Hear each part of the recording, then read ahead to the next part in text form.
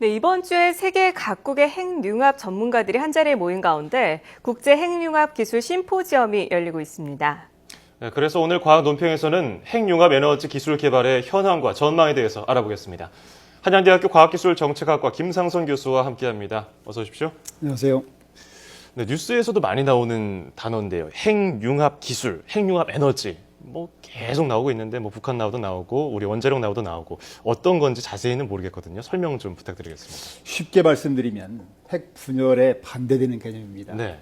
아시다시피 이제 원자핵이 분열할 때 나오는 에너지를 이용한 대표적인 예가 전쟁에 이용하면 원자폭탄이 되는 거고 네. 또 평화적으로 이용하게 되면 원자력 발전소가 되는 거죠. 그렇죠.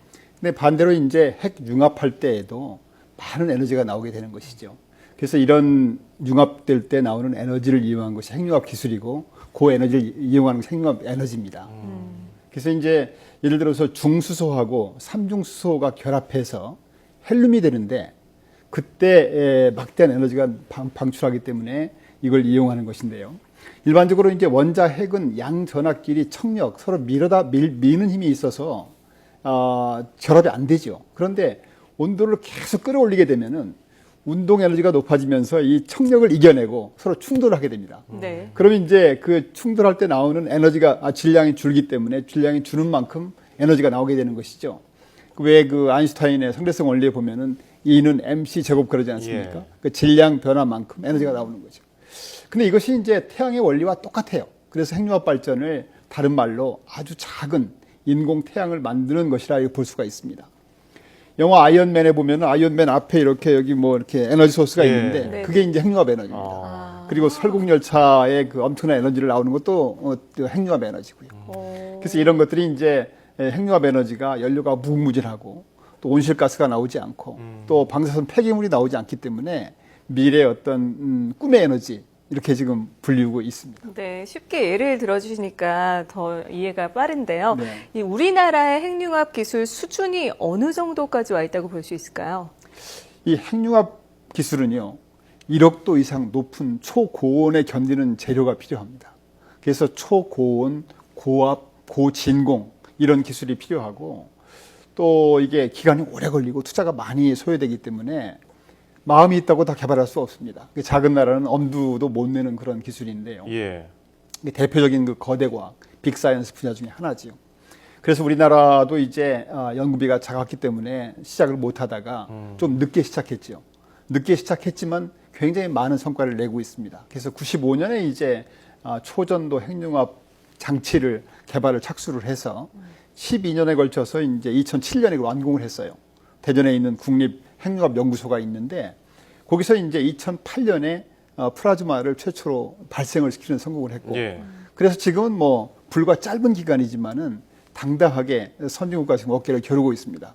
그 덕분에 우리가 이제 국제 핵융합 실험로라는 사업이 있는데 그 사업의 일원으로 지금 당당하게 참여하고 있습니다. 국제라는 단어가 붙은 거 보니까 다른 나라랑 같이 하는 것 같은데 이게 정확히 네. 어떤 사업입니까?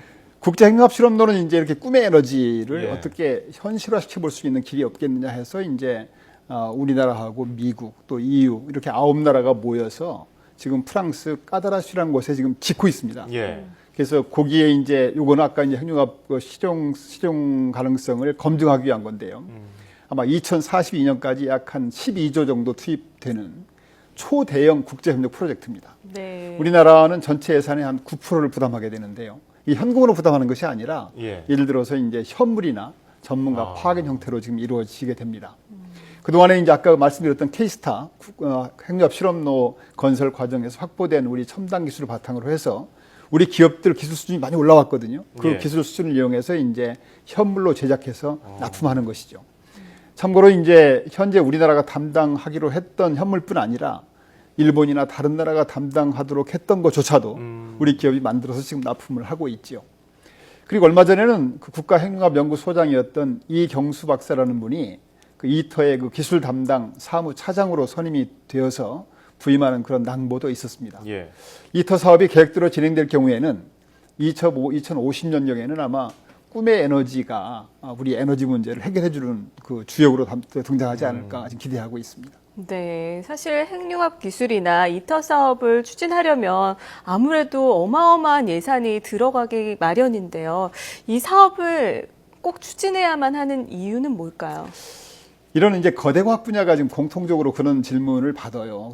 그렇게 많이 투자가 되는데 왜 그걸 해야 되느냐. 그런데 이런 거대 과학 분야가 기초 과학의 어떤 획기적인 발전을 가져올 수가 있고요. 또 여기서 이제 개발 과정에서 나오는 파생 기술, 이런 스핀업 기술을 통해서 신산업이 창출되기도 하고 또 국가 안보나 위상 제고에 아주 중요한 수단이 될 수 있기 때문에 선진국들은 예외 없이 이 빅사이언스 개발에 지금 참여하고 있습니다. 예를 들어서 이제 K스타 같은 경우에도 여기서 파생된 그 플라즈마 기술을 이용해서 관련 산업을 지금 발전시키고 있다든가, 아까 말씀드린 것처럼 우리나라 기업 수준을 끌어올려서 우리 기업들이 이제 이터에 중요한 그 부품들을 제작해서 납품할 수 있는 그런 계기가 되고 있습니다. 이처럼 거대 과학은 연구 성과의 파급 효과가 매우 크지만 투자나 인력, 연구 시설이 필요하고 또 실패 가능성이 높은 하이리스크 분야이기 때문에 정부 주도로 추진을 하고 있고요. 어떤 한 나라도 감당하기 어려운 분야입니다. 그래서 여러 나라가 협력해서 하기 때문에 국제 공동 개발 교류 협력할 수 있는 아주 좋은 분야이기도 합니다. 예. 참고로 이제 이번에 국제 심포지움에서도 이터의 사무총장을 비롯해서 24개국가에서 한 200여 명, 600여 명의 핵융합 전문가들이 와서 핵융합 이슈가 지금 뭔지, 앞으로 장차 어떻게 가야 되는지 그런 것들을 지금 논의하고 있습니다. 이렇게 뭐 국가 R&D 규모가 계속 확대가 되면서 이 핵융합 이외에도 큼직큼직한 사업들, 빅사이언스, 뭐 우주, 항공, 가속기, 이게 단순하게 생각해 보면은 돈이 많이 들어간단 말입니다. 그렇습니다. 그렇다면은 실패했을 때 위험이 크고 과학계에서 부담이 큰데 선정할 때 조심해야 될 것 같거든요. 예, 정확한 지적이십니다. 예. 그래서 이제 거대 과학은 투자가 많이 소요되기 때문에 처음에 굉장히 신중히 결정을 해야 된다. 그래서 우리나라가 예를 들어서 금년에 이제 18조 9천억이 R&D 예산인데요. 그 예산 중에 몇 %를 거대 과학에 투자할 것인지, 또 그 거대 과학 중에서도 어떤 분야에 우선해서 할 것인지, 네. 이런 것들을 굉장히 신중히 결정을 해야 되는 것이 첫 번째고요. 예. 두 번째는 이제 한 번 결정이 되면은 그거는 지속적으로 안정적으로 지원을 해야 됩니다. 이게 정쟁에 휘말려서 뭐 예산이 삭감된다든가 뭐 차질이 오면은 안 되는 거죠. 그러면은 당초에 계획된 사업의 성공적 추진에도 지장이 있을 뿐 아니라 대내적인 어떤 신인도를 떨어뜨리게 되는 것이죠. 예.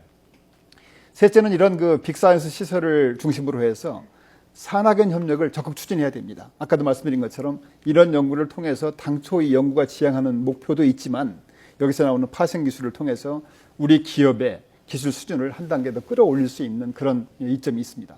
마지막으로는 빅사이언스 시설을 국제협력 수단으로 오픈해서 세계 석학들이 같이 와서 공동 개발 교류할 수 있도록 그렇게 유인을 하면 좋겠습니다. 예. 이제 다음 달이면 이제 노벨상 계절이 돌아오는데요. 네네. 벌써 노벨상들이 이런 거대 연구 시설을 통해서 많이 공동으로 수상을 하게 되거든요. 네. 그래서 저희도 이런 그 대형 연구 시설을 통해서 사실은 이제 세계적인 과학자들이 돈 많이 준다고 오지 않습니다. 그렇지만 자기가 매력 있는 시설 장비가 있으면 그냥 본인이 오게 되거든요. 그래서 이런 시설들을 널리 오픈함으로 해서 국제적인 석학들이 국내 과학자들하고 같이 공동 개발 교류할 수 있도록 이용하게 되면은 굉장히 이점이 많지 않을까 생각이 됩니다. 네, 기대를 해봐야겠습니다.